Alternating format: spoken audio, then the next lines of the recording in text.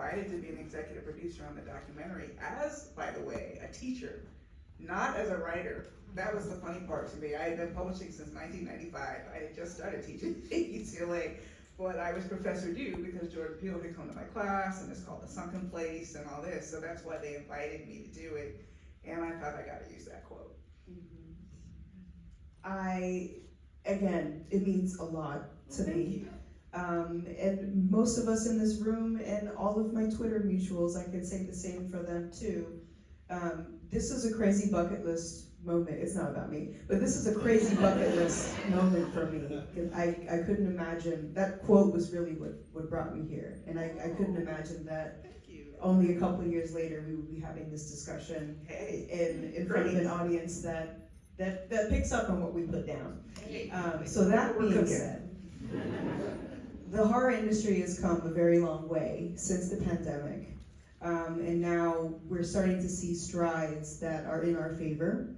It's not exactly 1000% there yet, but because of this cultural understanding, now studios can have the realization that, wow, queer people open their wallets, Black people open their wallets, and they will go to the theater to see never mistake it for anything except money. It's the profitability, baby, yes. But with that, we kind of get into a little bit of a slippery slope, because now it's common knowledge that these large studios know that representation is what will get us outside. But that being said, sometimes it can be kind of rough waters for queer people, for people of color, for survivors of domestic and sexual abuse to navigate.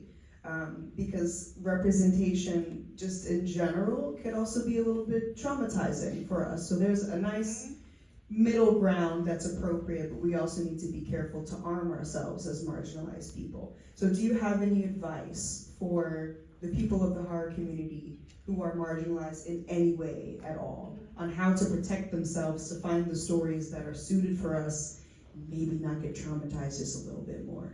You know, that's a great question also, and it's a very individual journey for every artist. I was just thinking about this. You all obviously read Stephen Graham Jones, correct? Yes. And I don't know, but Buffalo Hunter may be his best book. Is it? I mean, he's written a lot of good books, so it's hard to judge, but it has the feeling to me of sort of classic literature. And I think in part it's because it delves so deeply into picking. And I can't speak to his journey. He writes a lot faster than I do, so I know he didn't spend 7 years working on it. I had to fight every day to work on the reformatory. I hated being in 1950. Let's just start with that. I hated having to be in Robert's situation inside this terrible prison. I hated the research.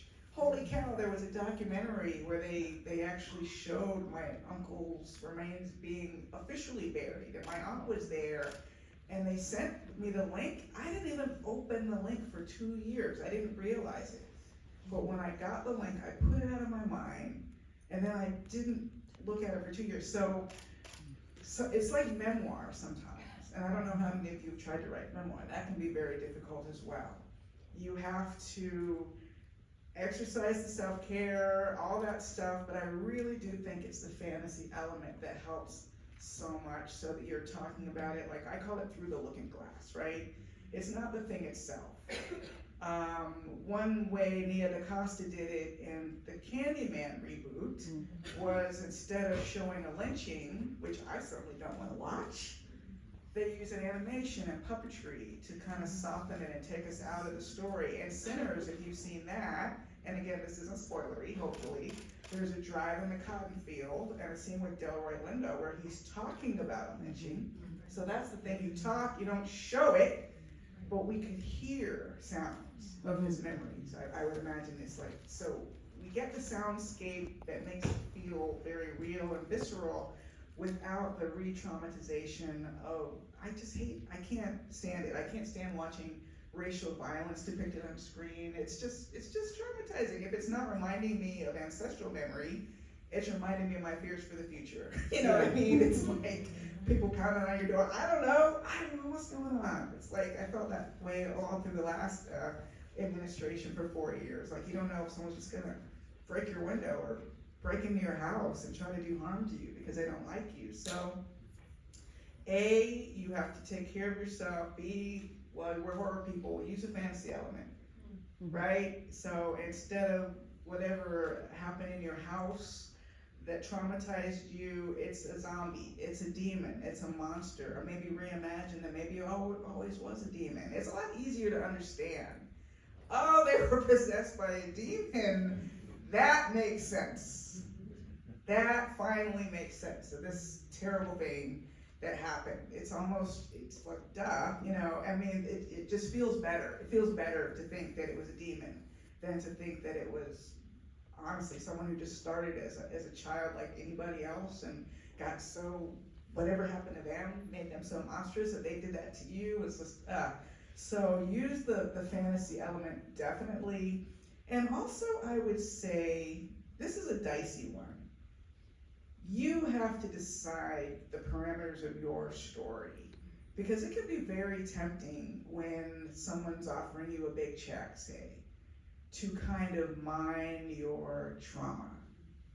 And this is something else the new Candyman addresses, like in his art, right? He's like trying to basically tell him, do blacker, you know, or whatever. He's like, urban. Like, yeah, more like, because there's this notion of what your story is supposed to look like, and the more you can kind of court that, the more money you're gonna make. And I would just say be careful. I would just say be careful about how your story is used, because there is a line in Sinners that, oh, what is it? We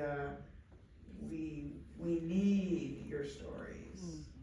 We need your stories. Okay, well, why do you need it so bad? Why do you need it so bad? Because, and that's all I would say. And some of the obvious stuff would be not trafficking in stereotypes, right? We're all capable of writing stereotypes about our own people because we think that's what other people want. Just try it. Let's, if you see something, say something. Right? Like, and it's hard when you're the low person on the totem pole, when you feel lucky just to be in the meeting, when you just never optioned something before or published something before, but just having the courage to sort of stand up. I don't know if you saw the latest episode of The Studio, but that's just so real. The Apple Plus, of course not, no one watches it, but anyway. Okay, but it's about race, you know, and how delicately it's treated, and how people don't really know that many people who are different. So they ask their one friend, you know, and maybe you're that friend. So don't just tell them what they want to hear, tell them what they need to hear, would be what I would say. Absolutely. You see the gay bestie in the horror movie that serves no other purpose other than to say, girl, are you good? Right. Right. Get loud about it on Twitter. Say, hey, I don't think this is an accurate representation of the queer community. We're not just here to be your shoulder to lean on. Maybe you have something that can help you survive. And the kill your gays trope too, right? Like, it's like, hold on, is this the only gay character in this? Why are they getting killed? You know, and if they're getting killed, you're gonna need somebody else gay in this.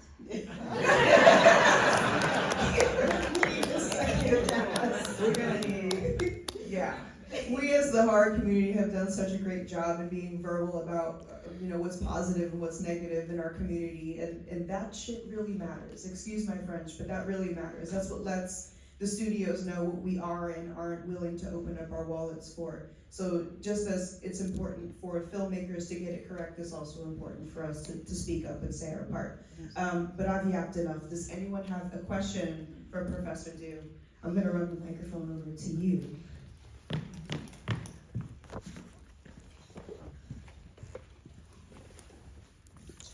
Hi there, I'm Versace from VSW Podcast. Pleasure to meet you. I have not read your book yet. It is on my list of things to do this summer.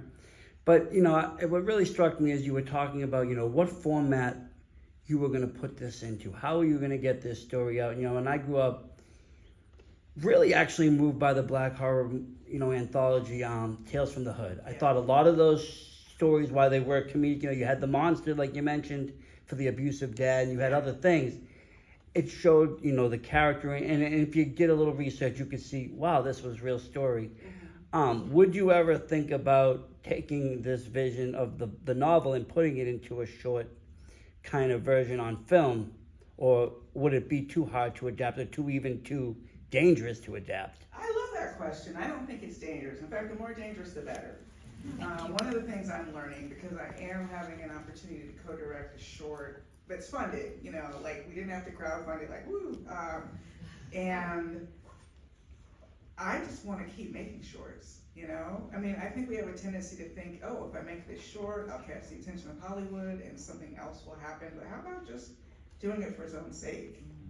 So it exists in the world and people can see it. Like, we would love this movie to be a feature, but the short is going to be, I'm just telling you, from the people we're interviewing, this is not me patting myself on the head, it's going to be amazing.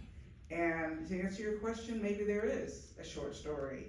I give this advice all the time. I'll give this advice to some of you, whether you're a screenwriter or a prose writer. Start short. Start short. Get the IP out there. Because one of the writers in Horror Noir had only published a handful of short stories, and here she's had an adaptation. She just started. It took me 30 years.